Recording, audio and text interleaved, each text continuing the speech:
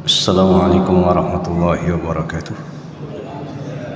Alhamdulillahi wa syukrulillahi wa salatu wassalamu ala rasulillahi Muhammad ibn Abdullah wa ala alihi wa ashabihi wa man walah. Asyhadu an la ilaha illallah wahdahu la syarika lah wa asyhadu anna Muhammadan abduhu wa rasuluh.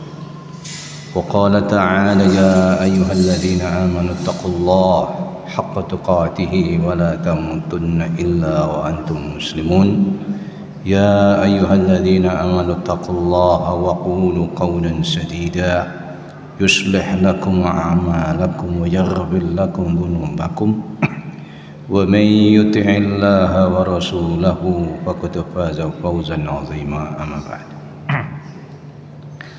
Alhamdulillah, dengan izin dan pertolongan Allah semata maka kita pada malam ini bisa melanjutkan ngaji kita. Dan kayaknya ini adalah pengajian terakhir sebelum Ramadan. Pengajian terakhir sebelum Ramadan, karena untuk awal bulan Maret sudah masuk Ramadan. Kalau menurut hasil hisab kayaknya tanggal 1 Maret itu masuk 1 Ramadan. Tapi itu hasil hisab. Kalau pemerintah harus menunggu sidang itsbat. Nah, berarti kita ikut mana? Ikut pemerintah ya monggo, ikut hasil hisab ya monggo. Kalau misalnya pemerintah ini tidak mengizinkan, pemerintah itu misalnya kayak zamannya Pak Harto itu, tidak boleh 2 hari raya, maka kemudian Muhammadiyah juga tidak boleh berhari raya atau tidak sama dengan pemerintah. Itu tidak boleh. Kenapa? Karena wa'atiullah wa'atiur rasul wa ulil amri. Taat pada Allah, taat pada Rasul, dan taat kepada ulil amri. Tapi karena pemerintah membolehkan, bagi Muhammadiyah hasil hisabnya kok beda dengan pemerintah, diizinkan berarti boleh.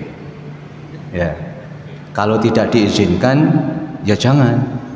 Karena itu dalam mengikuti sunnah Rasulullah SAW. Nah, kalau ditinjau dari segi dalil, orang ikut hisab itu bid'ah.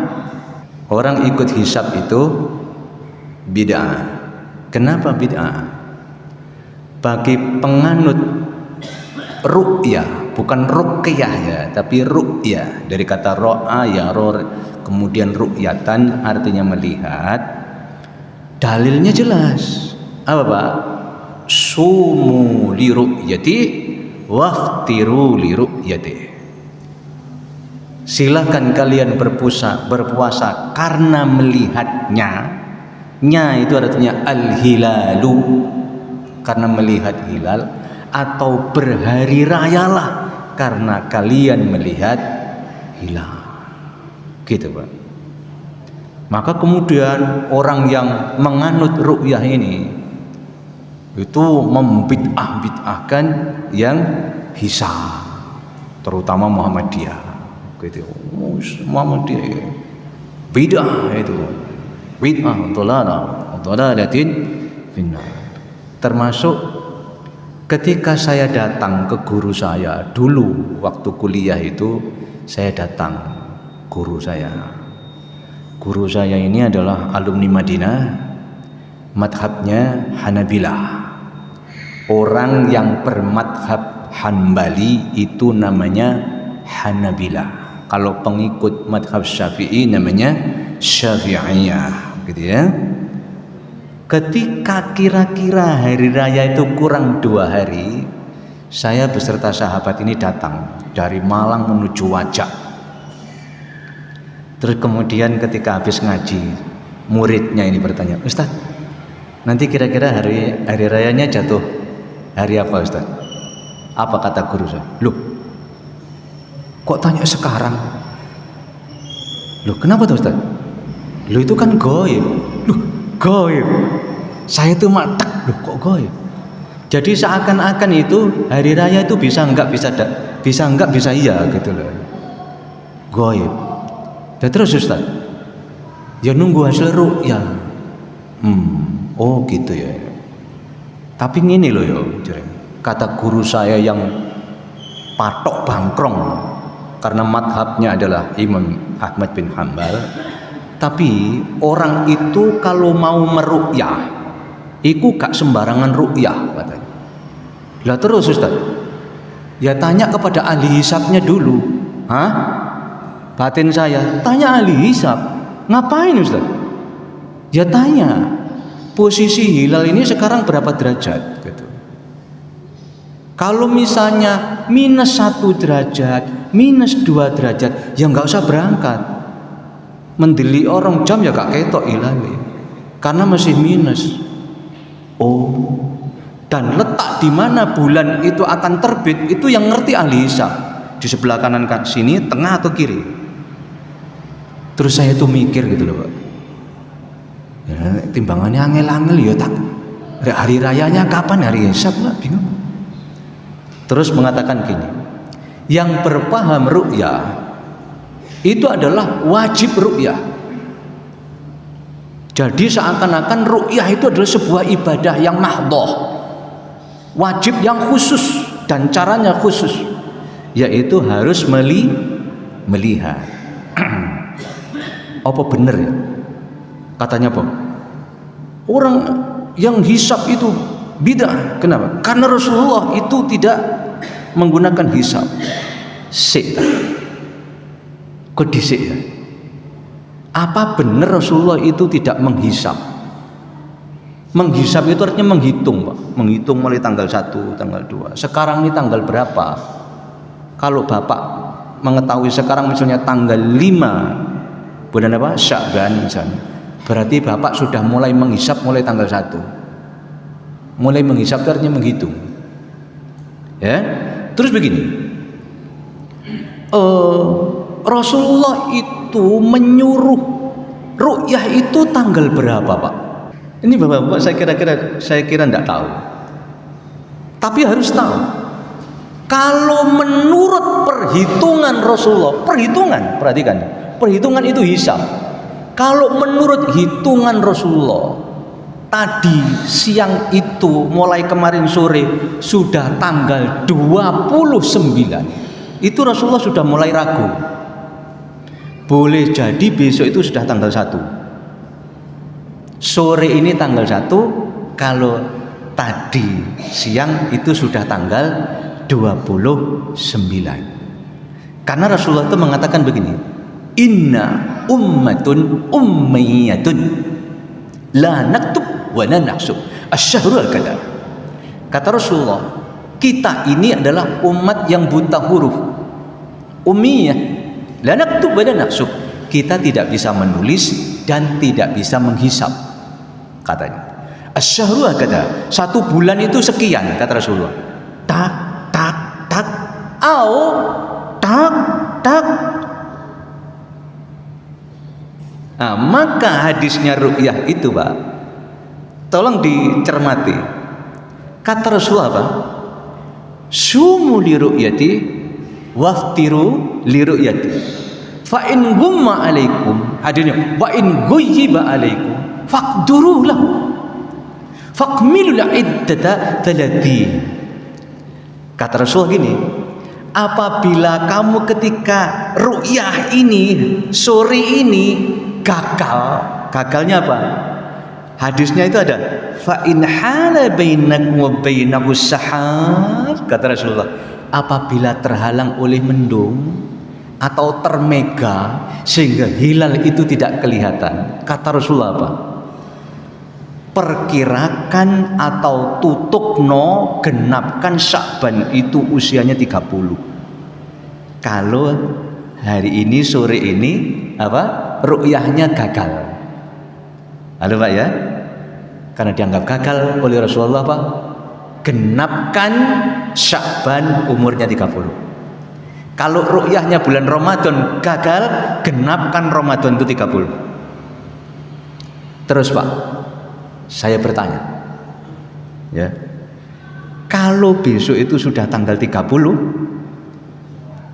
kemarin sudah ru'yah atau sekarang ru'yah, besok Rasulullah menyuruh ru'yah lagi enggak?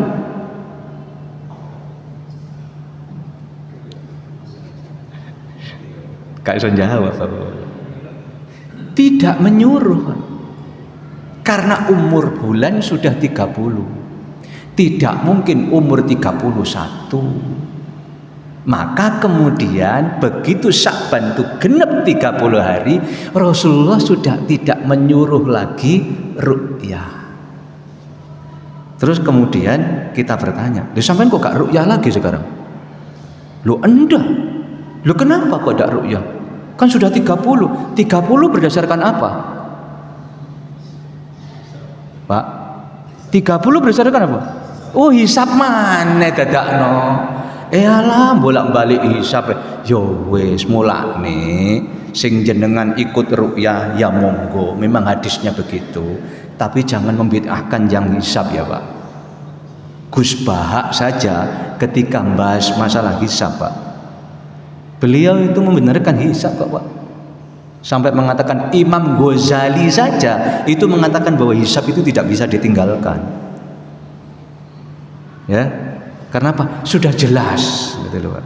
Jelas. Nah, sing lucu itu gini Pak, yang lucu itu. Muhammadiyah yoro, NU yoro, menurut ilmu hisabnya, misalnya apa? Bahwa Sya'ban sudah habis sore tadi.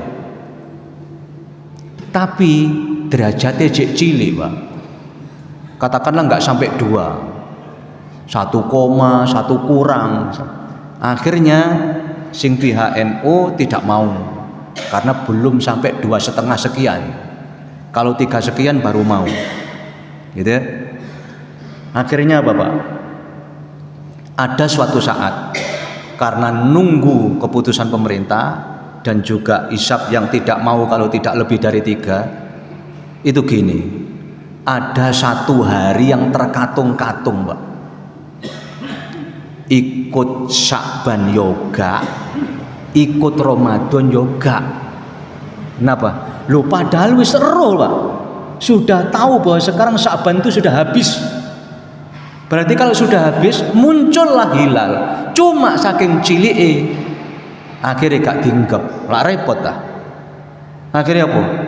Ramadan yo belum masuk, tapi Sya'ban jirene yo wis entek.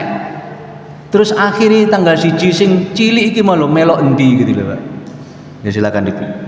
Ya, itu saja sekilas info bahwasanya sekali lagi mereka teman-teman saya yang ikut ru'yah monggo, cuma yang ikut ru'yah ojo membid'ah-bid'ahkan ya, karena ini adalah sebuah fakta gitu ya. Sebuah kenyataan. Kenapa? Ya memang di zaman Rasulullah ilmu hisabnya belum sempurna. Jadi Rasulullah itu menghisab Pak, ya. Rasulullah itu menghisab karena ayatnya jelas, ya. Walladzi ja'ala syamsa diya'an wal qamara nuran wa qaddarahu manazila lita'lamu adadas sinina wal hisab. Dialah Allah yang telah menciptakan matahari itu dalam keadaan bersinar dia, wal qamara nuran, dan rembulan itu bercahaya. Maka kemudian kata, dan semuanya kami tetapkan pada garis edarnya. Rasul Allah mengatakan apa? Supaya kalian tahu akan bilangan tahun wal hisab, dan supaya kalian tahu dengan hitungan hisab. Itu di Yunus ayat 5, bisa disambung di surat Al-Isra ayat 12. Ayatnya hampir sama. Diakhiri dengan sama, lita'lamu adadas sinina wal hisab, supaya kamu tahu tentang hitungan tahun dan juga hitungan hisab. Selesai. Yang terakhir, yang terakhir, seterusnya. Tampak nggak ya dalilnya? Kelihatannya? Jadi yang terakhir, Rasulullah pernah menyalahkan seseorang yang ibadahnya ekstrim. Ya, hadis itu diriwayatkan oleh apa? Muttafaqun alaih, disepakati oleh keduanya, yaitu Bukhari dan Muslim. Ingat ya Pak, ya. Yaitu ada orang yang bersemboyan dia tidak akan menikah. Yang kedua, jadi hati ibadah terus tapi gak ada nikah. Yang kedua, dia akan qiyamul lail sepanjang malam tanpa tidur. Yang ketiga apa? Aku atene poso terus gak adik gak poso. Itu namanya siyamud dahr. Maka Rasulullah dengan tegas mengatakan, antum alladzi qultum kadza wa kadza. Kalian yang berkata begini dan begitu. Ya. Maka kemudian Rasulullah mengatakan, ama wallahi, ketahui ya, ini Rasulullah bersumpah, demi Allah, inni lakhsyakum lillahi wa atqakum lahu. Aku adalah orang yang paling takut di antara kalian. Itu yang paling takut kepada Allah itu siapa? Katanya Rasulullah Muhammad SAW. Aku yang paling takut di antara kalian kepada Allah. Dan aku adalah orang yang paling bertakwa kepada Allah daripada kalian semua. Boleh ya Rasulullah berkata begitu ya? Boleh kan? Loh, Rasul berkata begitu di hadapan umatnya, boleh nggak? Loh ya boleh tuh Pak. Wong Rasul loh. Lah pengikut Rasul nggak boleh. Siapa pengikut Rasul? Ulama. Ulama itu kan warasatul anbiya. Ulama itu adalah pewaris para nabi. Cuman para ulamanya nggak boleh, Pak. Kayak aku berpura-pura jadi ulama. Saya ini orang yang paling alim di antara kalian, Pak. Nggak boleh itu. Saya ini paling bertakwa daripada bapak-bapak. Wah, sesuk gak usah diundang maneh. Ya, itu jenenge kementus. Tapi Rasul dengan mengatakan aku yang paling takwa kepada Allah daripada kalian dan yang paling takut kepada kalian. Tapi Allah mengatakan, lakinni asumu wa uftir. Diling-iling ya. Aku ki yo poso. Tapi kadang-kadang yo gak poso. Ini maksudnya poso sunnah loh, Pak. Ya. Wa usolli wa urqudu. Maksudnya apa? Wa usolli lailan. Loh aku ki yo poso, aku ki yo salat malam. Tapi aku iki yo turu. Jadi gak ono salat ngebleng sewengi. Ya, terus begini. Wa tasawwujun nisa, dan aku juga menikahi perempuan. Ini lho Pak, hadis ini biasanya diucapkan oleh para penghulu ketika menikahkan. An-nikahu sunnati, faman raghiba an sunnati falaisa minni. Gak ono hadis ngono. Nikah itu sunahku, barang siapa yang benci kepada sunahku maka bukan golonganku. Sing pertama bukan hadis, itu kata-katanya penghulu saja. Ya, dipek enaknya aja. Padahal apa? Ini harus 3, ini jangan dipecah. Maka kemudian Rasulullah mengatakan apa? Faman raghiba an sunnati falaisa minni. Hadis ini kan harus dibaca tinggi, Pak. Karena Rasulullah ini muring-muring.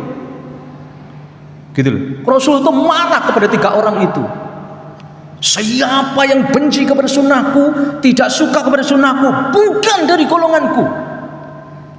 Hadis ini sakjane kan yo, kita itu harus merasa takut toh, Pak. Kalau sampai kemudian kita besok itu tidak diakui oleh Rasulullah, bukan dari golongan Rasulullah, apa dhewe melok golongan sapa?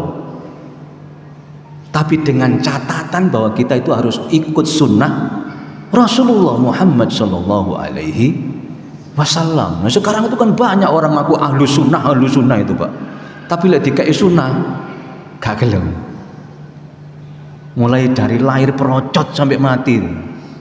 Akeh perbuatan-perbuatan bid'ah yang dijalankan. Ini bulan Sya'ban toh. Nanti akhir Sya'ban, nisfu Sya'ban, iku ono ibadah-ibadah yang di situ tidak diajarkan dan tidak dicontohkan oleh Rasulullah SAW. Tapi kemudian dijalankan. Makanya dinamakan bulannya itu kan bulan ruah tuh, Pak. Sya'ban itu ruah dari kata-kata arwah, ruh. Menurut kepercayaannya di tanggal awal 1 Ramadan itu para ruh itu datang. Makanya kemudian enek acara kirim donga, kirim doa, kirim donga.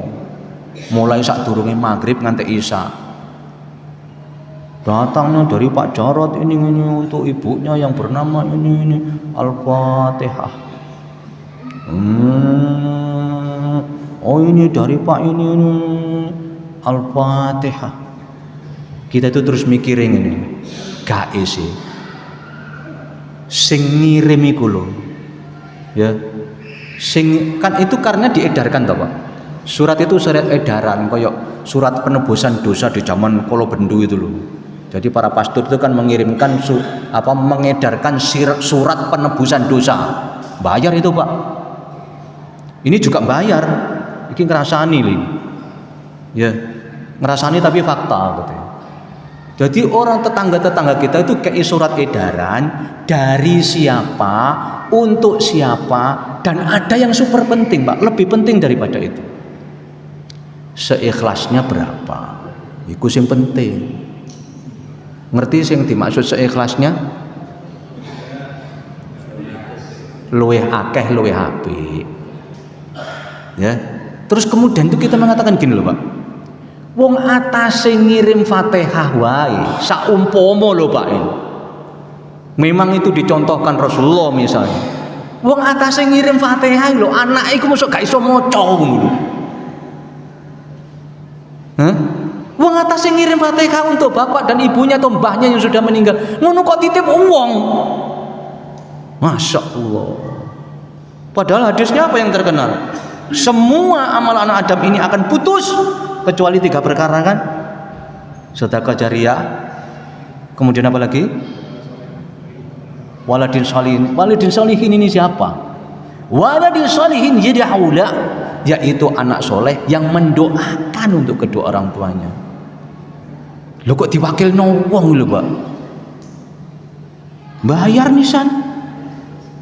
Kayak aku bohong. Ya. Nah, jadi sekali lagi ini berarti Rasulullah pernah menyalahkan orang yang ibadahnya ekstrim. Jadi yang kita gambarkan tuh gini, Pak. Tidak semua ibadah yang berat, bayar mahal, kesel, waktunya lama itu belum tentu benar. Kemudian ukuran benar apa, Pak? Ukuran ibadah itu benar apa? Kalau sesuai dengan contoh Rasulullah gitu aja. Walaupun enteng gitu loh. Jadi kan ada orang perempuan yang zikir mulai subuh nganti kira-kira duha itu wakah gitu sowe. Oleh Rasulullah apa? Zikirmu yang lama itu masih kalah dengan subhanallah, alhamdulillah, wala ilaha illallah, Allahu akbar. 3 kali selesai. Ya kan? Nah maka kemudian kalau ada orang misalnya, yo bagaimanapun itu, apa sholat tarawih sing sekian rakaat dibanding sing titik rakaat yo akehan sing apa akeh rakaate. Ha iku lak matematika. Ibadah ini tidak matematis masalahnya. Ya. Sudah ya? Jadi intinya apa? Siapa yang benci terhadap sunnah Rasulullah, maka itu apa? Falaisa min. Itu bukan dari golonganku. Terus ini saya halakal mutanatiun. Sungguh celaka orang yang memperberat-berat. Sing mensengsarakan soro-soro. Sak mati wae, sak kuate. Lah wis gak kuat gak usah. Contohnya dulu itu sudah saya ceritakan belum? Dulu masih di Surabaya ini yang terkenal kalau 1 kali taraweh yang khatam itu di Masjid Ampel. Yang lain-lain belum ada. Di Ampel itu terkenalnya apa? 1 kali taraweh 20 rakaat itu khatam 1 juz. Akhirnya dia yang dari Bangil Pasuruan itu datang ke Ampel. Cuma aku diceritani wong-wong, tapi anu Mas, apa? Wong-wong ini nakalan. Akeh sing golek pinggir tembok. Ngono. Golek sing pinggir tiang ngene. Ya kalau wis kesel karo senden, ngono. Lah iki berarti maksa. Ibadah yang begini ndak boleh. Ya. Ya wis sak madya wae. Oke. Seterusnya. Kalau ini juga Rasulullah menyalahkan. Jadi nanti tentang bagaimana menghukumi dari segi zahirnya itu ternyata hukumanan boga. Ini dari Aisyah. Ini saya kutip dari hadis Sahih Muslim nomornya 1688. Ada kasus ini ya. An Aisyah, saya putih aja langsung gitu ya. Siapa Aisyah itu? An Aisyah zaujin Nabi sallallahu alaihi wasallam, dari Aisyah. Aisyah sopo? Karena Aisyah itu banyak bojone Rasulullah sallallahu alaihi wasallam gitu ya. Anna Quraisyan ahammahum sya'anul mar'ati allati sarqat fi ahdi Nabi sallallahu alaihi wasallam fi ghazwatil Fath. Nah, ketika peristiwa perang Fathul Makkah itu, Pak, ono kejadian. Ya, kejadiannya apa? Lah kok moro-moro ono wong wedok iku nyolong kalung. Wonge wahyu. Tapi setelah dong kecekel dan barang bukti itu dibawa ke meja hijau, ke hakim. Hakimnya Rasulullah. Gitu. Mbasan diselidiki ceritane, ya kan? Sakjane wong wedok iku sapa sih? Oh, orang Bani Makhzum. Bani Makhzum itu orangnya cantik-cantik. Kisahnya gitu. Nah, ternyata orang itu kepala kaum. Wis ayu, sugih, kepala kaum, ceritanya gitu, Pak. Akhirnya apa? Orang Quraisy ini ewa pekewo gitu loh, Pak. Loh, ternyata ketua kaum, Bani Makhzum lagi, cantik lagi, kaya lagi, tapi kok nyolong yo. Akhirnya orang-orang Quraisy ini melobi para sahabat. Bagaimana kalau perkaranya tidak diteruskan? Ya wis gak apa-apa. Akhirnya apa? Nah terus man yukallimu fiha Rasulullah sallallahu alaihi wasallam.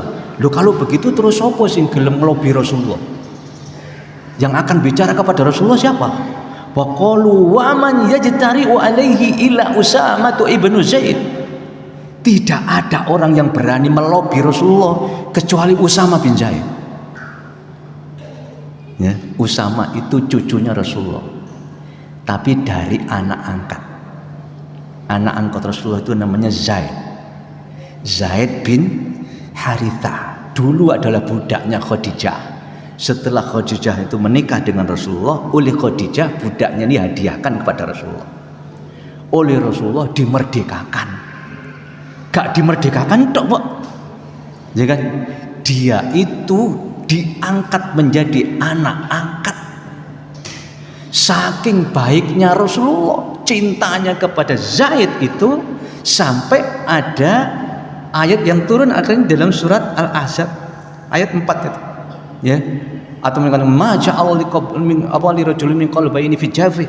Ya Muhammad, aku tidak menjadikan pada dadanya seseorang itu dua hati.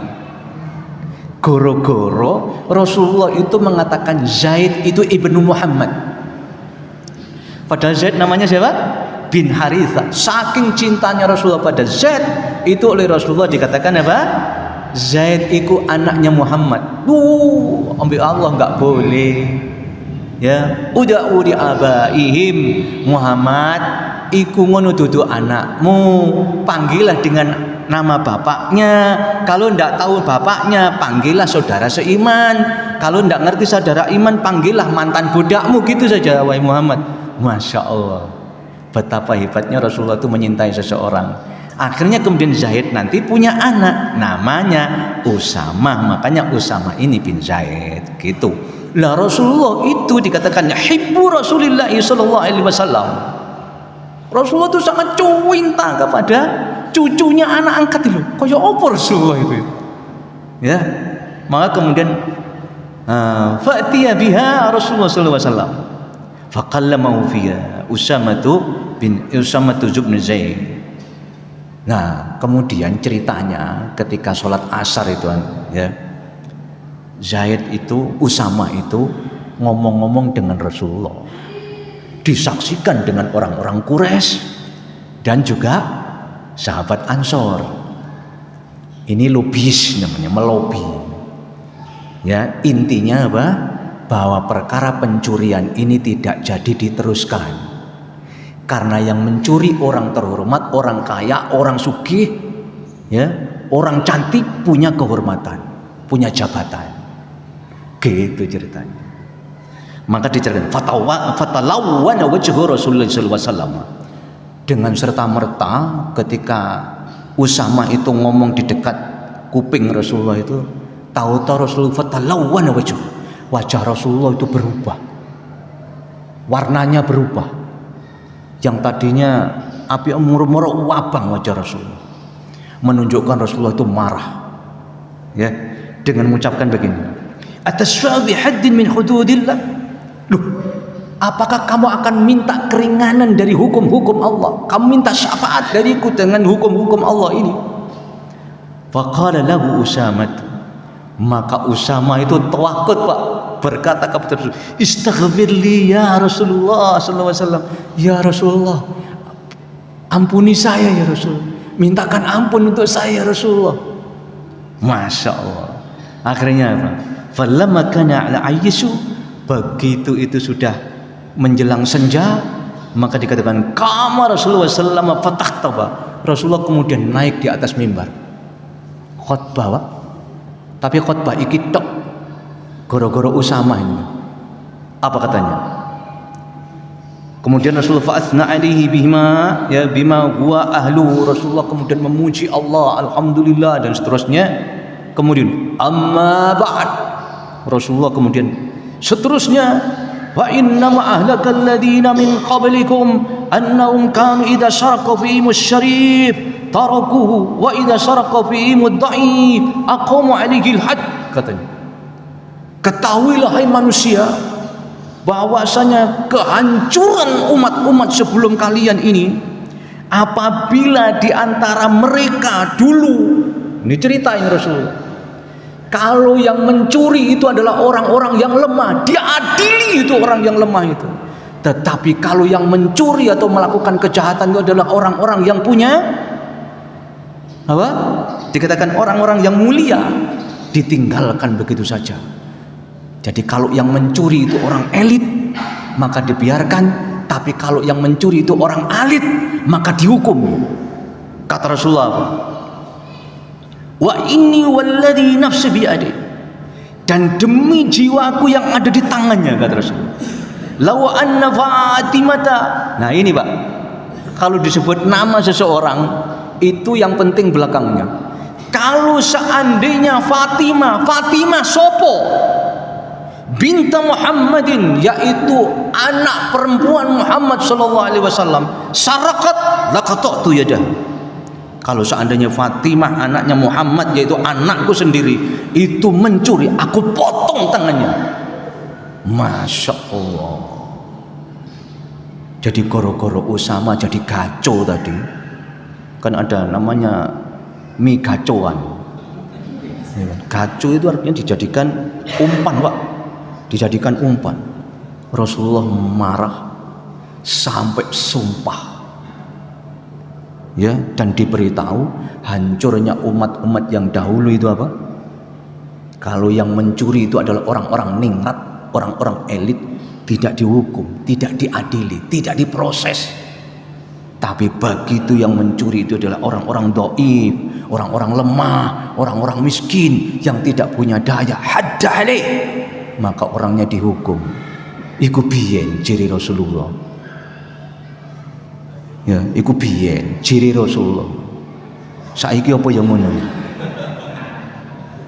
Kang, zamane Jokowi apa ngono? Gak yo. Lek titik enggak. Lek akeh iso. Ya. Waduh, wis mehisa ya. Belum ya. Nah, ini kemudian nanti ada, nah ini apa hukum selanjutnya, ijra' kamin nasi ala dhahiri wa sarairuhum ila Allah ta'ala. Menghukumi manusia itu dari segi zahirnya, adapun niatnya, hatinya diserahkan pada Allah. Ini contoh ya, Pak, ya, ayat ini. Ini lagi-lagi cerita Usama. Usama punya kesalahan yang tadi besar, lebih besar lagi. Apa ini? An Usamata ibni Zaid dari Usama bin Zaid radhiyallahu anhuma, qala ba'athana Rasulullah sallallahu alaihi wasallam. Ini membacanya hati-hati. Kalau dibaca ba'athna berarti kami telah mengutus. Tapi ba'athana dia telah mengutus kami. Dia siapa? Rasulullah sallallahu alaihi wasallam telah mengutus kami ilal khuraqah. Jadi ceritanya Usama ini pernah dijadikan panglima perang menuju Khuraqah. Khuraqah ini sebuah kampung ya dari suku Juhainah. Usama cerita, fasoba'anil qaum ala miyahihim. Maka kemudian di sewaktu pagi kami menuju tempat yang di situ banyak sumber air. Bisa lihat sumber air yang nunggu tempat kumpulnya orang Arab sih, ya kan? Maka kemudian walahiktu ana wa rajulun minal ansari, rajulan minhum. Ya, ghasyinahu. Katanya Usama apa? Nah di tempat itu akhirnya kami mendapati seorang musuh ini Pak, ya di perairan itu. Aku dan sahabatku dari Ansor, satu orang berarti dua orang. Usama dengan satu orang dari Ansor menemui satu orang musuh ini ketika akan dibunuh, ya. Falamma ghazani qala la ilaha illallah kafa anhul ansari. Begitu orang ini akan dibunuh, orang ini mengucapkan la ilaha illallah, oleh orang Ansor ditinggal. Gak situ dibunuh Pak, karena dia mengucapkan la ilaha illallah. Nah, maka begitu waktu antuhu birumhi hatta qataltu. Tapi begitu aku mendekat pada dia, begitu wis kepepet, lah kok muni la ilaha illallahnya, aku tusuk dia dengan pedangku. Qataltuhu, ya, aku bunuh dia sampai mati. Begitu mati, falamma qadimnal Madinah, begitu kami sampai di Madinah, horat Madinah Pak, rame apa? Usama telah membunuh orang yang sudah mengucapkan la ilaha illallah. Masyaallah. Wa balagha dzalika Nabi sallallahu alaihi wasallam, dan disampaikan kepada Rasulullah sallallahu alaihi wasallam, faqala li, maka Usama diadili oleh Rasulullah. Ya Usama, hai Usama, aku tahu ba'da ma qala la ilaha illallah.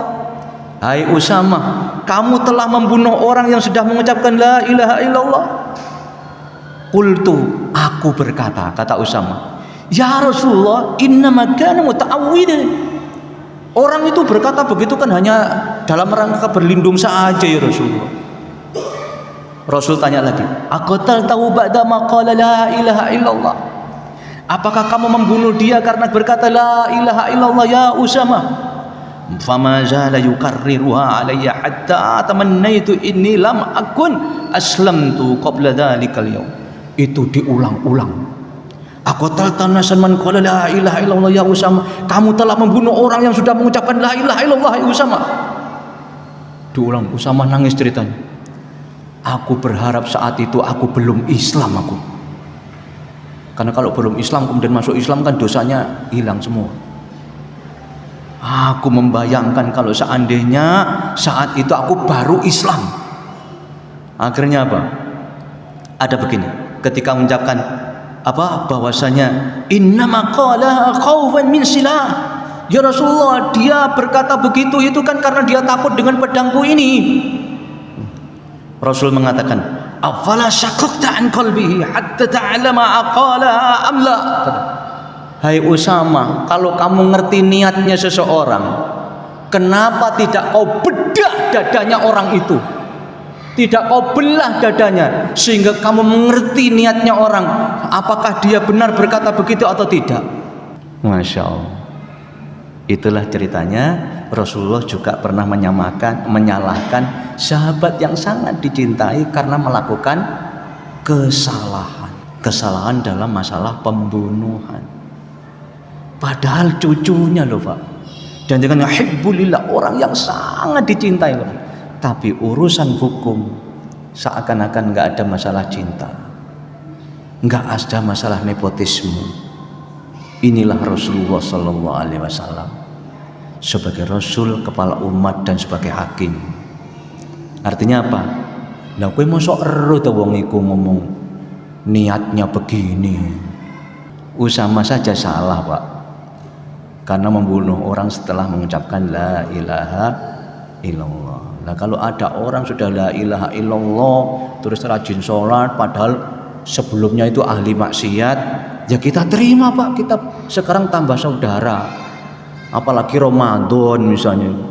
Terus kemudian kita tidak boleh, alah iku lo mau nikah ini mabuk ku ini. Iku lak golek bukoan aja. Lah, ya enggak boleh, Pak. Ya, tidak boleh. Jadi kalau salah ya salah loh, Pak ya. Jadi tidak boleh dikatakan begini. Oh itu maksiat gini. Oh masih maksiat kayak ini ngombe apa? Dulu itu kan sampai ada orang yang dianggap wali meninggalnya di hotel, Pak? Gara-gara minum di Surabaya loh, ini kejadian dulu loh ya. Tapi kemudian dianggap apa? Oh iku ngono wali. Wali itu masih ngombe bir sampai tenggorokan itu tawar gitu, Pak. Sampai dulu ya? Hah? Kita dulu ya, kita akhiri dulu. Tidak ada yang bertanya ya? Enggak ada yang bertanya? Ya, kita tunggu. Kita akhiri. Subhanakallahumma bihamdika asyhadu an la ilaha illa anta astaghfiruka wa atubu ilaik. Wa akhiru da'wana alhamdulillahi rabbil alamin. Wassalamualaikum warahmatullahi wabarakatuh.